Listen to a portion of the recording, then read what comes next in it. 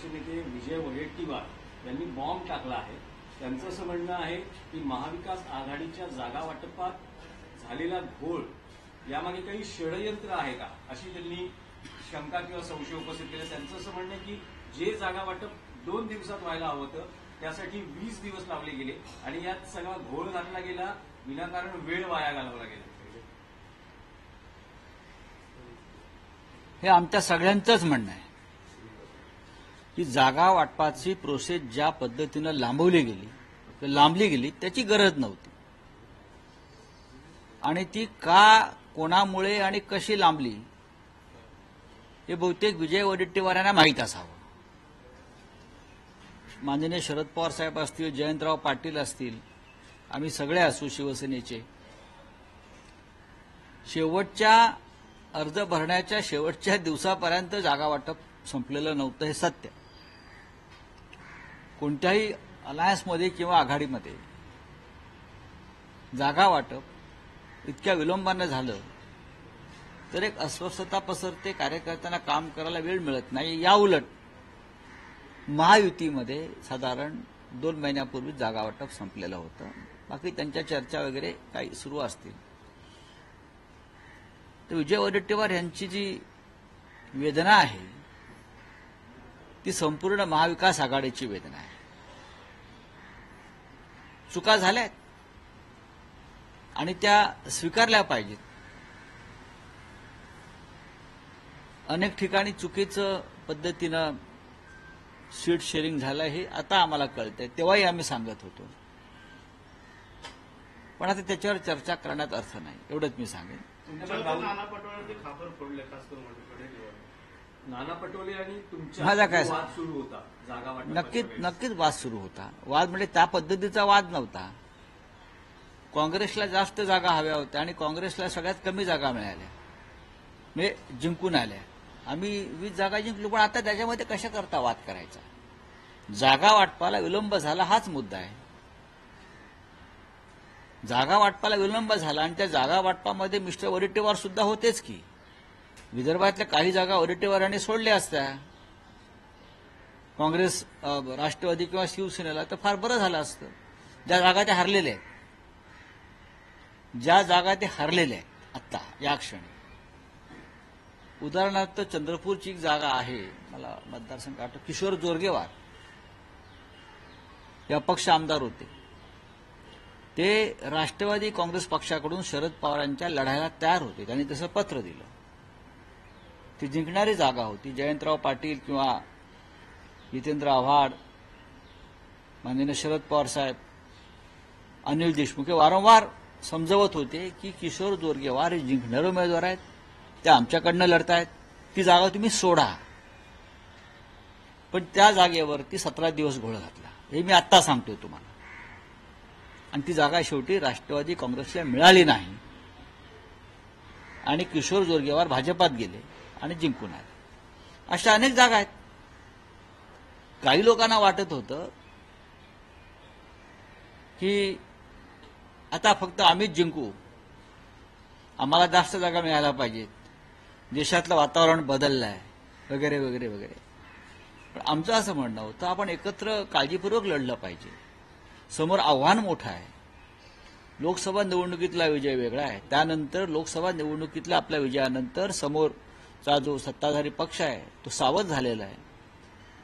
त्याच्यामुळे आपल्याला जागा वाटपामध्ये आमचं तुमचं न करता एकत्रित आपण जागा लढू आणि याला सगळेच जबाबदार आहेत.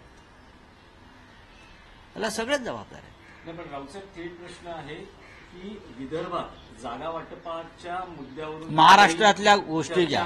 लांबली. आता अगदी सांगायचं तर कोल्हापूर उत्तरची जागा आम्ही फार आग्रहानं मागत होतो, जो शिवसेनेनं 6 वेळा जिंकलेली जागा आहे. ती जागा जर आमच्याकडे आली असती तर आम्ही नक्की जिंकलो असतो. अशा अनेक जागा आहेत. काही ठिकाणी वाटत होतं आम्ही राष्ट्रवादी काँग्रेस जिंकेल, पुढे काँग्रेस जिंकेल, पण त्या संदर्भात सकारात्मक चर्चा काही वेळेला होऊ शकली नाही. प्रत्येकाला आपापल्या जागा हव्या होत्या आणि कोणाला तरी सर्वाधिक जागा लढून राज्याचं मुख्यमंत्रीपद हवं होतं किंवा अजून काय असेल. आणि काँग्रेसच्या केंद्रीय समितीनं म्हणावा तसा हस्तक्षेप केला नाही, जो करायला पाहिजे होता. महाराष्ट्रासारखं राज्य महाविकास आघाडीच्या हातून जाणं ही या राज्यासाठी दुर्घटना आहे. राऊसाहेब, शरद पवार यांचीही नाराजी समोर येते आहे. त्यांचं असं म्हणणं आहे की महाविकास आघाडीतील समन्वय अभाव यामुळे सगळं होते आणि विधानसभा निवडणुकीच्या निकालानंतरही दीर्घकाळ झाले महाविकास आघाडीची बैठक झाली. हे खरं आहे. हे खरं आहे की जसं इंडिया आघाडीच्या बाबतीमध्ये तेजस्वी यादव असतील, ममता बॅनर्जी असतील, केजरीवाल असतील, अखिलेश यादव असतील, त्यांनी जी भूमिका मांडली आहे की लोकसभा निवडणुकीनंतर इंडिया आघाडीची बैठकच झाली नाही, जी व्हायला हवी होती. तसं महाराष्ट्रामध्ये विधानसभेच्या निकालानंतर 3 पक्षात अजिबात समन्वय राहिला नाही, सत्य. तो जर नाही राहिला तर भविष्यामध्ये त्याची किंमत सगळ्यांना मोजावी लागेल.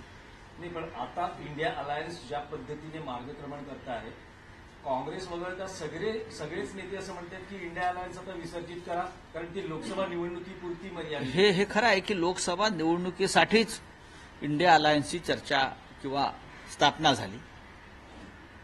कुठेही विधानसभेला त्याचा फारसा प्रभाव पडला नाही.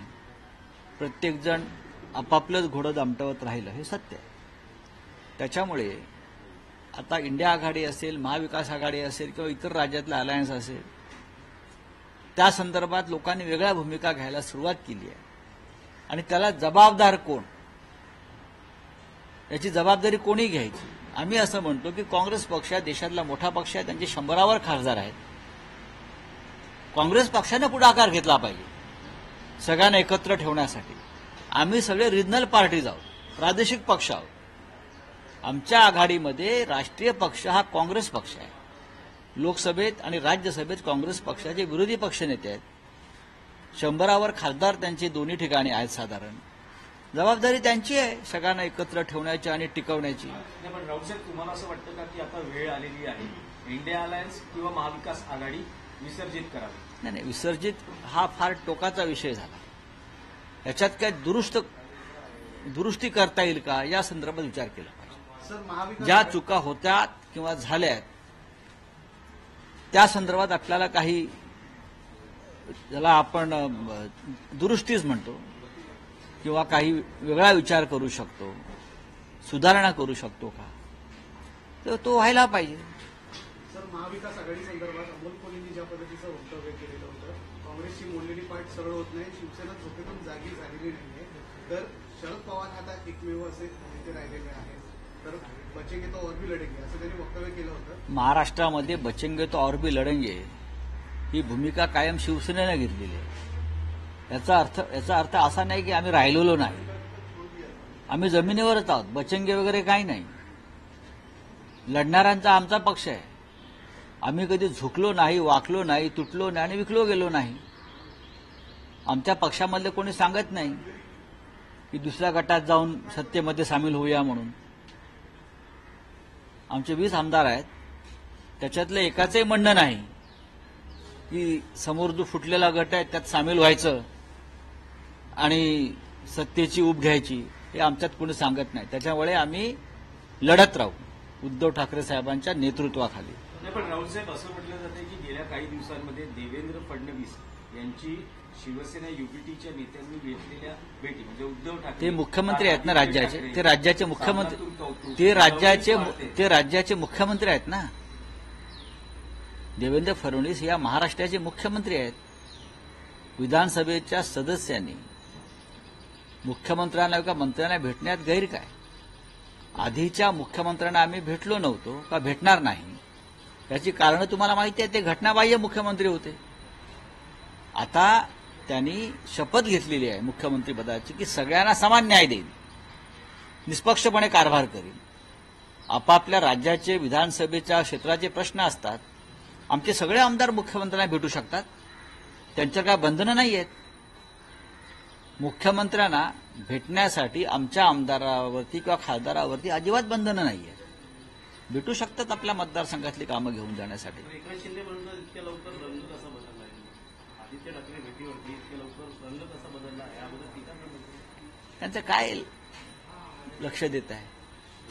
घटनाबाह्य मुख्यमंत्री होते ते, त्यांना माहिती आहे कशा प्रकारे ते सत्तेवरती होते आणि आले. याचा अर्थ मिस्टर शिंदे हे देवेंद्रजींना मुख्यमंत्री मानत नाहीत. मुख्यमंत्र्याच्या भेटीवरती कसला रंग बदलण्याचा कार्यक्रम तुम्ही सांगताय? रावसाहेब, राष्ट्रवादी काँग्रेसमध्येही चला, आपका क्या है? Sir, Jammu Kashmir chief minister Omar Abdullah ने कहा है दिल्ली इलेक्शंस के चलते कि इंडिया अलायंस पर कोई क्लैरिटी नहीं है. उन्होंने कहा अगर क्लैरिटी नहीं मिलती है तो खत्म करें अलायंस. बात खत्म करने की नहीं है, लेकिन मैं ओमर अब्दुल्ला जी की जो बात है उनसे सहमत हूं. लोकसभा चुनाव हम एक साथ लड़े, अच्छा रिजल्ट भी आया है.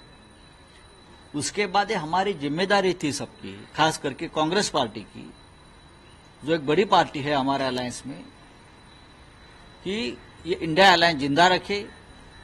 फिर एक बार सबको एक साथ बैठकर क्या करना है, देश में कौन से मार्ग से जाना है, उसका मार्गदर्शन करे, चर्चा करे. लेकिन अब तक आफ्टर लोकसभा इलेक्शन एक भी इस प्रकार की बैठक हुई नहीं है. ये इंडिया अलायंस के लिए ठीक नहीं है.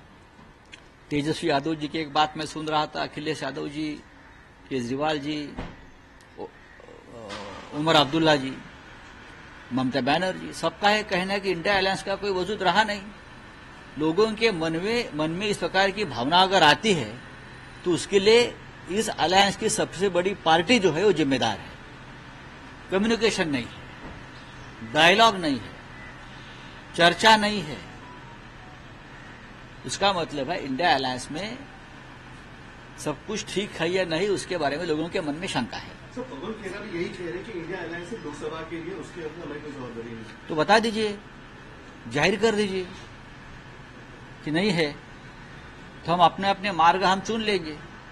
अगर कांग्रेस पार्टी की ये भूमिका है, लोकसभा के लिए बनी थी, अब उनका कोई वजूद नहीं है, तो ऑफिशियली आप डिक्लेयर कर दीजिए.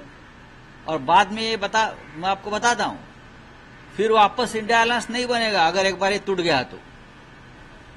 अगर ये भूमिका किसी पार्टी की है, जो बड़ी पार्टी है, तो आप सोच लीजिए इस प्रकार का बयान करने से पहले कि आगे क्या हो सकता है. चलो, थैंक यू. सर, एक ही महीना हुआ है सत्ता में आए, गवर्नमेंट स्ट्रगल कर रही है. जो लाड़की बहन जो स्कीम है उसको डिलीवर करने में 2100 रुपए जो है उसको बढ़ाने की बात की गई थी, वो नहीं. 2100 नहीं, जो 1500 है वो देने के लिए दिक्कत आ रही है.